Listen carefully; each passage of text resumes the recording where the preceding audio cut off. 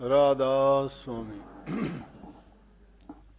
राधा स्वामी दयाल की दया, राधा स्वामी सहाय, राधा स्वामी।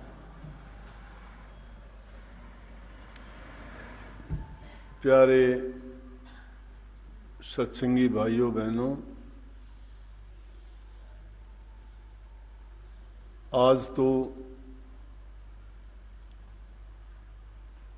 करवा चौथ का व्रत विशेष रूप से बहनों के लिए दिन है।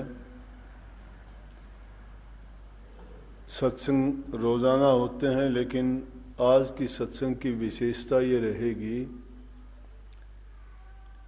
कि ये बहन जिस दिन व्रत रखती हैं करवा चौथ का, तो करवा चौथ की कहानी सुनती हैं। आदिकाल से परंपरा रही है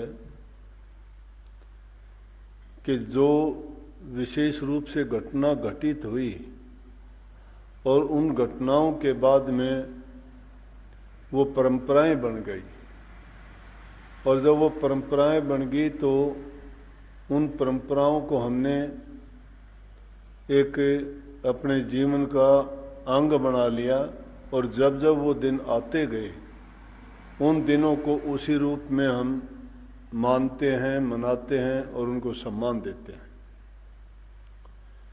तो ये भी पुराने समय से नहीं पता कब से प्रचलित हुई, लेकिन है ये माताओं बहन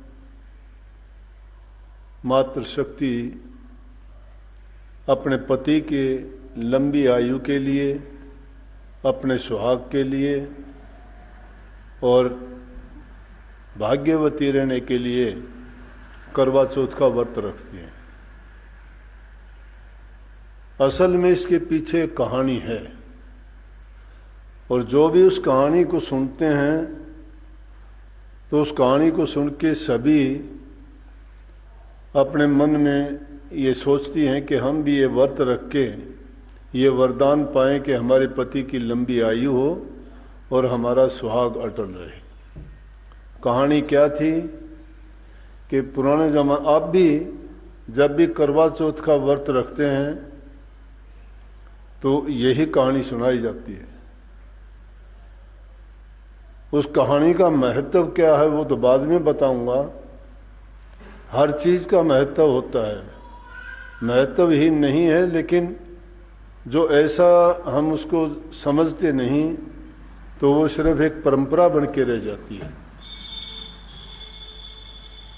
पुराने समय की बात है कि एक आदमी के घर में 7 पुत्र थे और उनकी एक बहन थी। 7 पुत्रों की शादी हो चुकी थी, लड़की की भी शादी हो चुकी थी। तो जब करवा चौथ का व्रत आया तो सब ने जो व्रत रखे तो उनकी बहन ने भी व्रत रखा। अब 7 भाइयों की जब एक बहन हो तो उसको तो बहुत प्यार मिलता था, सभी बहुत प्यार करते थे। तो उन्होंने जब उनकी पत्नियों ने व्रत रखा, उसके साथ साथ उनकी बहन ने भी व्रत रख लिया। लेकिन जब सारा दिन कुछ खाया नहीं और ना खाने के कारण उसका चेहरा मुरझा गया, उदास हो गई, भूख उसको लगी हुई थी, भाइयों की लाडली प्यारी थी। तो जो भी जिसका लाडला प्यारा और दिल के करीब होता है, अगर उसको पीड़ा होती है तो किसी से बर्दाश्त नहीं होती। और बहन और भाई का तो इतना पवित्र नाता है कि बहन के लिए भाई और भाई के लिए बहन, चाहे कितना भी कष्ट क्यों न उठाना पड़े तो वो उनके लिए सब कुछ कुर्बान करने के लिए तैयार रहते हैं। भाई उसकी हालत देख नहीं पाए तो उन्होंने कहा कि बहन खाना खाओ आप भी। जब वो खाना खाने लगे तो कहने लगी कि भाई मैं खाना नहीं खा सकती, मैंने आज करवा चौथ का व्रत रखा है। तो करवा चौथ का व्रत रखते हैं तो जब तक चंद्रमा उदय नहीं हो जाता और चंद्रमा के दर्शन नहीं कर लेते तब तक शादीशुदा लड़कियां भोजन नहीं खाती हैं। तो कहने लगे चंद्रमा तो बड़ा लेट आज उदय होगा और तब तक तो इसकी हालत हमसे देखी नहीं जाएगी। उन भाइयों ने आपस में फैसला किया कि चलो ऐसा करते हैं, बनावटी चंद्रमा इसको दिखा देते हैं। कहीं जाके पहाड़ के पास में पहाड़ था, अग्नि जलाई और अग्नि जला के कहते हैं छलनी उसके सामने लगा दी और वो छलनी लगाई तो उसमें से गोल जो प्रकाश दिखाई दिया। दूसरे भाइयों ने कह दिया कि वो देखो चंद्रमा उदय हो गया, अब खाना खा लो। वो उसको देख के कहने लगी कि मैं तो अब खाना खाऊंगी। उसकी भाभियां बोली खाना कैसे खाएगी, अभी चंद्रमा थोड़ा उदय हुआ। बोले कि वो देखो हो गया। तो वो तो सच्ची थी, उनको पता था। वो कहने लगी ये चंद्रमा तेरे लिए उदय हुआ, हमारे लिए नहीं हुआ है। तू बेशक खा ले खाना, लेकिन हमारे लिए चंद्रमा नहीं, ये तेरा चंद्रमा है। वो जानती थी कि उसके भाइयों ने प्यार में आके और उस की हालत ना देख सके, इसलिए ऐसा किया है। तो जो ही उसने खाना उसको डाल के दे दिया, खाना खाना शुरू किया, तो पहले कहते हैं ये सूंड भी है। सूंड जानते हो कि इनको हम मानते हैं कि कोई सगुन जिसको कह दे सकते हो, अपशगुन कह सकते हो। जो अच्छा काम हो जाए उसको सगुन कहते हैं, बुरा उसको अपशगुन कहते हैं। तो कुछ ऐसी बातें हैं जो अपशगुन की होती हैं और अपशगुन हो जाता है तो हम वो काम करना नहीं चाहते। जैसे कहते हैं घर से निकलते हैं, अगर कोई खाली पानी का बर्तन लेके मिल जाए तो कह दे कि अपशगुन है, या कोई लकड़ियां लेके आता मिल जाए तो क्या अपशगुन है। लेकिन अगर कोई अच्छी चीज जैसे कोई अनाज की बोरी लेके मिल जाए अच्छा है, कोई हरी जैसे चारा लेके आता हुआ मिल जाए तो बहुत अच्छा शगुन है। तो ये अलग अलग चीज हैं जिनको हम मानते हैं और वैसे संतों ने नहीं मानी ये बात। संतों की तो ये कही है कि साधु होके माने सुन, उसका मुखड़ा देखे कौन। कि साधु संत भी अगर होके सुनों को मानते, इन सगुनों को मानते हैं, तो उसका मुख देखने का धर्म नहीं है, क्योंकि वो सत्य को जानते हैं, सत्य को पहचानते हैं। जब सत्य का ज्ञान है तो वो पाखंड में क्यों पड़ते हैं। लेकिन ना, बीच में बताता हूं, एक घटना ऐसी हुई। दादू साहब को भी ऐसे बोले। दादू साहब एक बार कहीं जाने लगे, जो ही जाने के लिए निकले तो सामने से किसी ने छींक दिया। तो कहते सामने की छींक, आदमी जब चलता है सामने से एक छींक मार दे तो वो अपशगुन है। तो किसी ने छींक दिया। तो दादू साहब के साथ जो सेवक थे वो कहने लगे दादू साहब आप ना जाओ आगे, जहां भी जाना है उसको आप स्थगित कर दो, आज जाना नहीं चाहिए, क्योंकि अपशगुन हो गया, सामने से छींक लगी है और वो अच्छी नहीं होती। कहने लगे कोई बात हुई, कुछ नहीं होता, ये ऐसे ही कहते हैं। दादू साहब ने कह दिया कि दादू दुनिया बावड़ी फिर मांगे सूण, लिखण वाला लिख गया तो मिटन वाला कौन। बोले सूण ये सगुन आप सगुन गलत है, जिसने परमात्मा ने लिख दिया वो ही होगा, ये कुछ नहीं है। चलो नहीं मानी लोगों की, उस कोटि के संत थे, पाखंडवाद को नहीं मानते थे, चल पड़े। जब आगे गए तो उनको गवाले मिल गए जंगल में, पशु चराने वाले। अब उनको ज्ञान कम होता है, उन्होंने सुन रखा था कि दादू साहब बहुत उस कोटि के संत हैं जिनको भूत भविष्य वर्तमान का ज्ञान है और वो सब जानते हैं। बोला कि चलो इसको आजमा के देखते हैं, इसको पता है कि नहीं। उसको जाके कहने लगे वो क्या जाने संत का महत्व। जो नहीं जानता है उसको उस चीज का पता ही नहीं कि क्या महत्व है। अगर कोई नेक इंसान हो जिसको ज्ञान होता तो वो संतों के दर्शन करके गदगद हो जाता, अपना भाग्य सराहता, उसके चरण छूता, दर्शन पाके कहता कि मैं तो धन्य हो गया, मेरा जीवन संवर गया। लेकिन वो अनजान थे बेचारे, बुद्धिहीन थे, कम बुद्धि थी, कम बुद्धि थी। आपस में बात की उन्होंने गवालों ने कि दादू साहब को परखते हैं, इनको पता भी लगता है क्या भविष्य का। तो कहने लगे बोलो दादू साहब आपको लाठी कहाँ मारेंगे हम। अब क्या बोले बेचारा। संत बेचारे ही होते हैं, कोई कुछ कह ले, क्यों ना वो लड़ना चाहते हैं ना कुछ कहना चाहते हैं, और उनको अगर किसी को समझाने की कोशिश करें तो दुर्बुद्धि कम बुद्धि के लोग क्या समझेंगे उसको, वो नहीं मानते, उनको उल्टा ही समझ आएगी उस बात की। संत सुलटी कहते हैं लेकिन उनको उल्टी लगती है वो, क्योंकि मेल नहीं खाता ना, उनका विरोधी है वो। मेल किसके साथ खाता है? जिसके साथ दिल से दिल मिलता हो, जिसके विचार से विचार मिलते हो। जिनके विचार नहीं मिलते वो विरोधी चीज होगी। तो दादू साहब अगर कहते मेरे पैरों पर मारोगे तो उसकी पीठ पर मारते, अगर वो कहते मेरे पीठ पर मारोगे तो हाथों पर मारते। जब और उनकी टोपी छीन ली तो दादू साहब ने कहा कि दादू दुनिया सत्य है। बोला भाई सगुन अब सगुन होते हैं। बोला दादू दुनिया सत्य है, रे सत्य वाके सूण, मैं दुनिया की मानता तो टोपी खो सकूं। कि सूण भी सच्चे होते हैं ये मानने चाहिए, नहीं अगर मैं मान लेता उनकी बात तो मेरे से टोपी कौन छीनता। लेकिन ये बात मैं तो उनकी लड़कियों की कहानी बताता हूँ, उनकी बर्थ की विशेषता है उसके बारे में। तो वो क्या उसने सोचा कि मैं खाना खा लेती हूँ, क्या है, तो उन्होंने तो कह दिया कि तेरा चांद निकला हमारा नहीं निकला, अब सगुन हो गया। वो जब खाना खाने के लिए पहला गिलास तोड़ा तो छींक आ गई उसको। सोच लिया उसने मन में है तो गलत छींक आना, लेकिन उसने गौर नहीं किया इस और। दूसरा जब उसने गिलास तोड़ा तो उसमें बाढ़ आ गया, और तीसरा गिलास जब वो तोड़ने लगी तो संदेश आ गया उसकी ससुराल से कि तेरा पति बहुत सीरियस बीमार है। वहीं छोड़ दिया उसने खाना। ये व्रत का महत्व बताते हैं, ये व्रत क्यों करती है, डरती हुई करती है कि भाई इसलिए व्रत करना चाहिए। खाना छोड़ दिया, कहने लगी माँ मैं तो जाऊंगी, मेरे अपने पति के घर जाना है, बीमार है, और संदेशा आ गया, खाना नहीं खाया उसने। माँ ने सोचा अब एक अपशगुन होया तो खाना उसका हो गया ना, बुरा समाचार मिला उसको। अब दूसरा अपशगुन क्या होती है, उसकी माँ उसके लिए पहनने के लिए कपड़े निकालती है। संदूक में से पहला कपड़ा निकालती है तो काला कपड़ा निकलता है।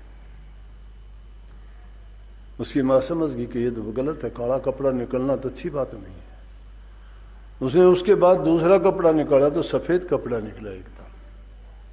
वो भी अपशगुन है, जो विधवा हो जाती है उसको देते हैं सफेद कपड़ा। तो बस उसके दिल में भी ये बात बैठ गई। तिबारा उसने फिर कोशिश करी तो फिर काला कपड़ा निकला। लड़की देख रही थी, बोली कि मार रहने दे, मैं इन्हीं कपड़ों में चली जाती हूँ, मैंने नहीं पहनने कपड़े। उसने कपड़े नहीं बदले और उन्हीं कपड़ों में वो अपने ससुराल जाती है। ससुराल में उसकी माँ ने उसको जाने से पहले कहा, बूढ़े बुजुर्ग अपने अनुभव से आने वाली पीढ़ी को, बच्चों को जो बातें समझाते हैं वो उनका अनुभव होता है, उन बातों को मानना चाहिए। और जो अच्छे नेक और जो आज्ञा पालन करने वाले बच्चे होते हैं वो माँ बाप और बुजुर्गों की बात का सम्मान भी करते हैं, उसको मानते भी हैं, और मानते हैं तो उसका उनको पूरा लाभ भी मिलता है, उसका फायदा होता है उनको। तो उसकी माँ ने कहा, बेटी जो भी तुझे रास्ते में कोई मिलता जाए ना, उसी से तुम आशीर्वाद लेना, वंदना करना उसकी, जो भी कोई मिलता जाए। बोली ठीक है माँ।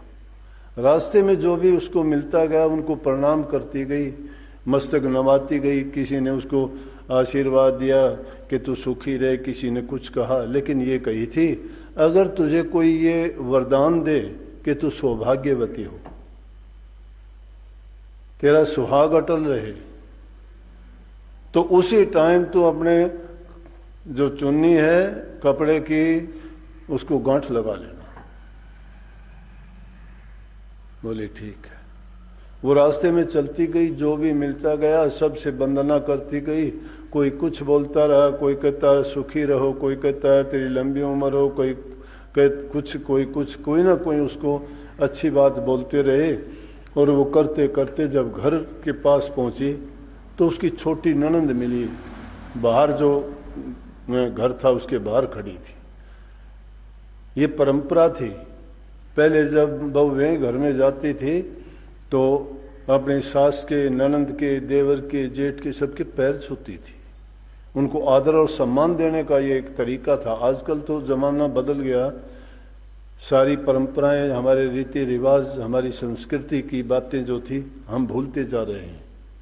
ना तो कोई जानता है, जानने वाला बताता है तो उसको मानने वाले तैयार नहीं है।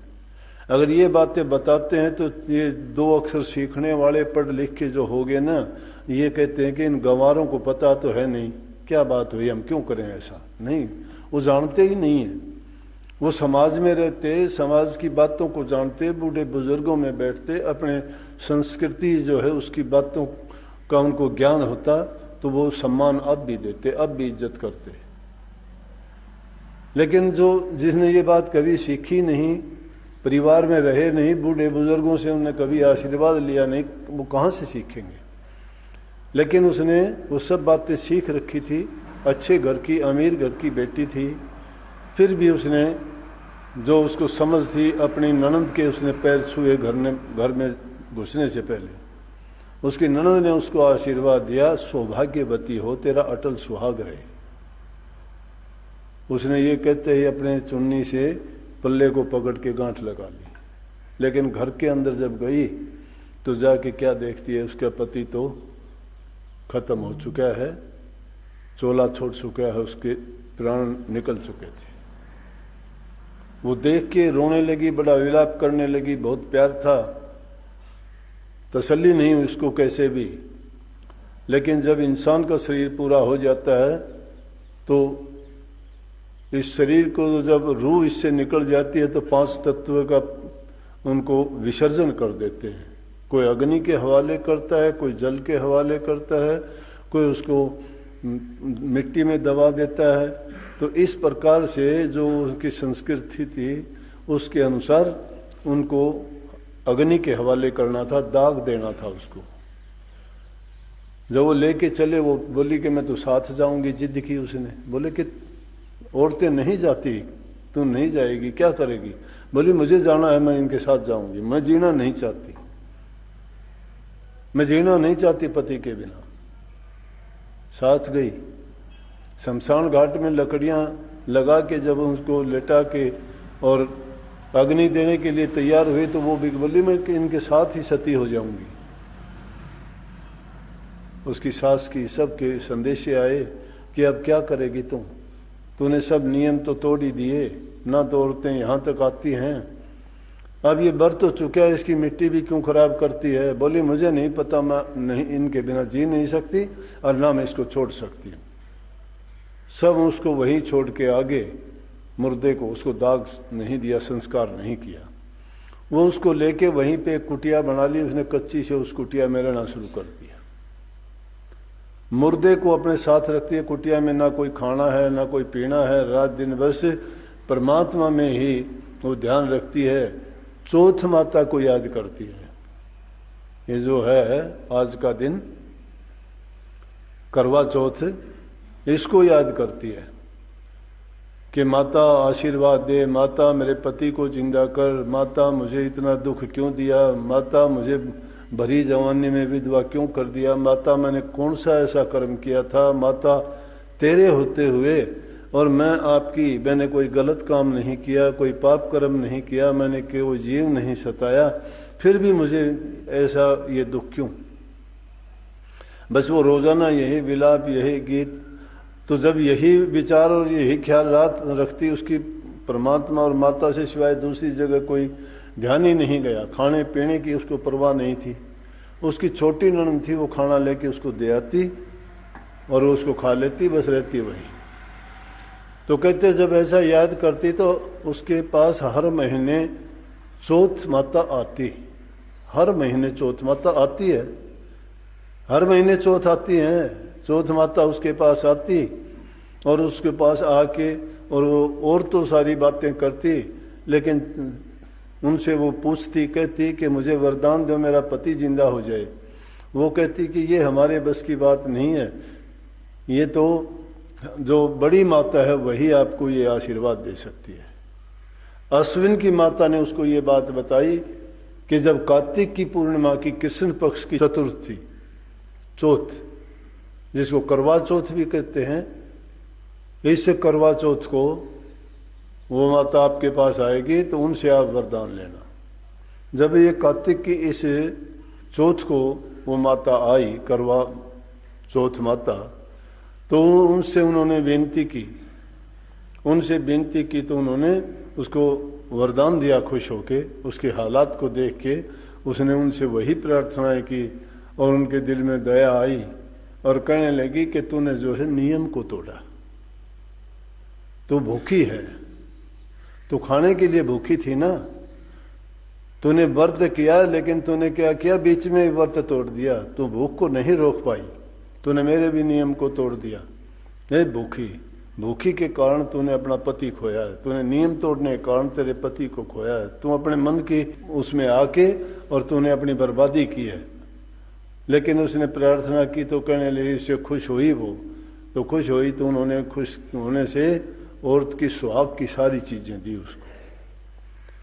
अपनी आंखों से काजल काट के दिया, अपनी मांग से सिंदूर काट के उसकी मांग में सिंदूर भरा, अपने नाखूनों से मेहंदी निकाल के उसको मेहंदी लगाई और इस प्रकार से उसको वरदान दिया। और अपनी चिटली को काट के उन्हें खून का छींटा दिया, उसका पति वहीं जिंदा हो गया।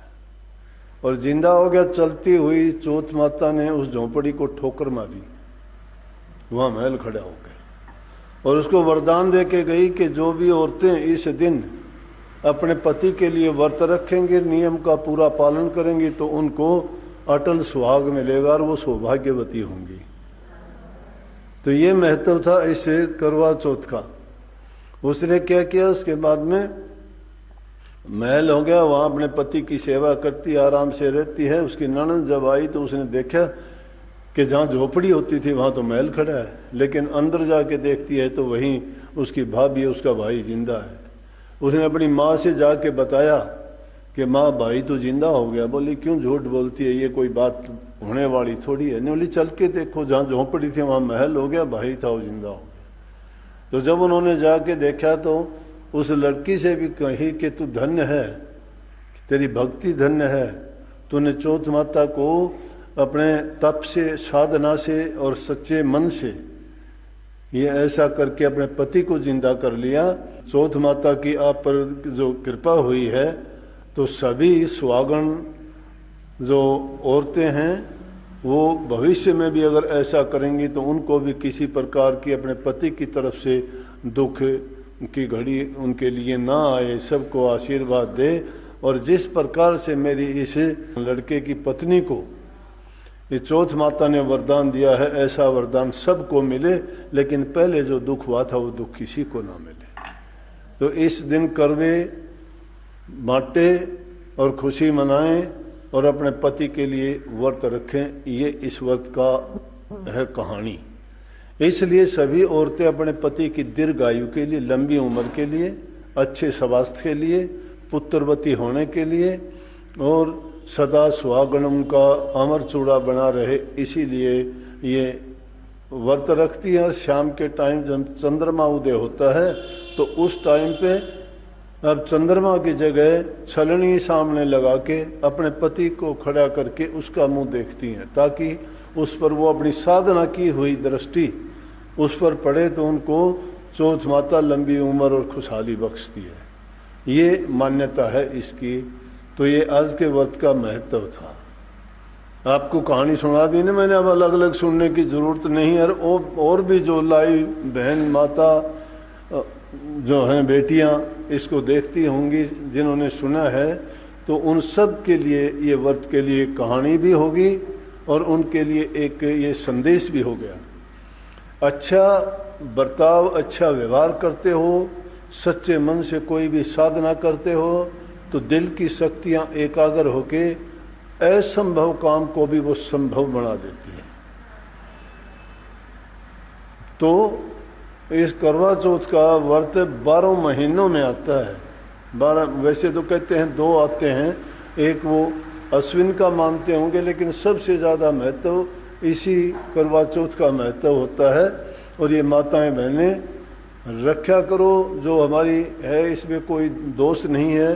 कम से कम एक दिन रखोगे व्रत, तो व्रत के रखने से पेट की सफाई हो जाती है, शुद्धता हो जाती है, मन की भावनाओं को भी ताकत मिलती है। तुम्हारा ख्याल कम से कम एक दिन के लिए तो इतना सच्चाई के साथ जुड़ेगा, प्रभु में विश्वास होगा।